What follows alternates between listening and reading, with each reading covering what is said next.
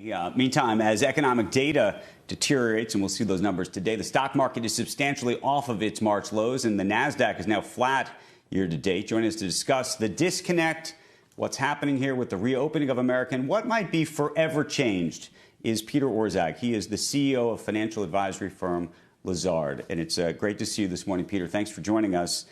You wrote a piece about a week ago about the idea of business being forever changed by this, and even a discussion about capitalism to some degree being changed by this. And I was hoping you could explain what you meant by that. Well, as you know, there's been a debate that's been building over what I'll call the Econ 101 approach of companies only serving their shareholders, might be best embodied in Milton Friedman's work, and then a new perspective, perhaps best embodied in the Business Roundtable letter from last fall. I think this crisis is going to tilt dramatically towards the stakeholder view, and that's because the norms are shifting, and also because government is going to be much more involved in the economy over the next several years than it was over the past 2 decades. It's plausible, for example, that the Federal Reserve is going to wind up owning 5 to 15% of corporate debt. There's going to be a whole array of different ways in which norms will shift coming out of this relative to what was the case beforehand. But dive deeper into that. How does that happen? What does that look like to you? Are we talking about? Go ahead.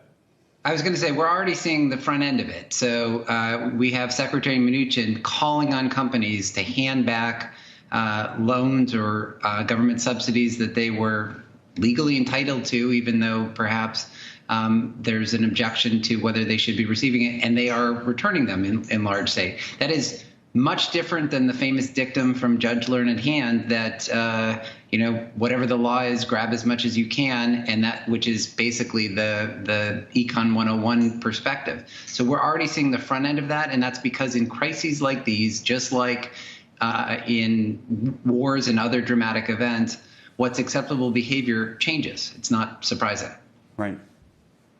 So let me ask you a separate question. It's really related to today. We're looking at the stock market, obviously, looking like it's going to open higher. We're also going to get these terrible numbers today. You spend a lot of time in the boardroom, virtually at least these days, with CEOs across America. And one of the conversations happening around every dining table is this what oftentimes looks like a disconnect, because they say, how is it possible the stock market is doing as well as it's doing, and we're looking at unemployment numbers the way they're looking? What does it look like from your perspective, speaking to so many business leaders? Well, 3 things on this. First, I mean, a big driver of equity prices is alternative investments, or another way of thinking about it is you're taking those future earnings and discounting them back to today to get the price. And interest rates are going to be extremely low, barely positive for a very long period of time. So that does provide some support to equity prices. The second thing is within the market, so the relative valuations, without speaking to the overall market, many of these are signaling what we think will actually be the case. So, for example, large companies have fallen much less than smaller companies. It is likely that as a result of this crisis, the strong will get stronger. The Matthew effect will carry through. And so the stock market is reflecting that in its relative valuation.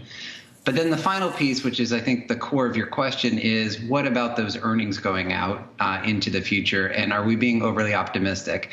And I think there, look, the fact of the matter is we keep wanting to pretend that this is not ultimately a health question, but the economics are going to follow from the underlying health situation. That's why, coming back to Steve's comment a moment ago, the reason that consumers are not returning to shops, and polls suggest that 3/4 of Americans don't want to return to restaurants or retail outlets, regardless of what the government says, is there still is that underlying concern about the disease. And so whether the government says go back. Peter,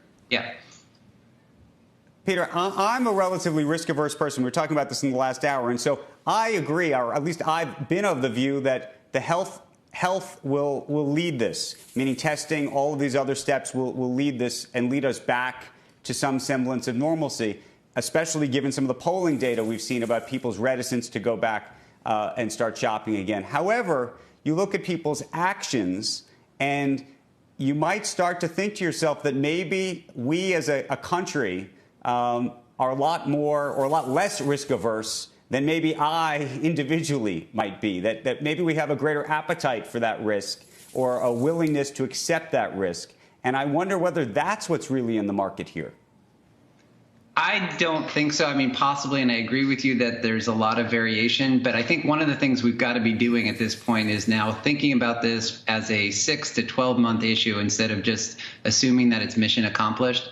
And how can we, you mentioned testing, but how can we innovate? How can we kind of hack the return, as it were, to make the trade-offs a bit better? So, for example, there's a new proposal out to do pooled testing. So there are groups of workers that would be tested at one point in time, and then there's follow-up testing afterwards. That can improve things.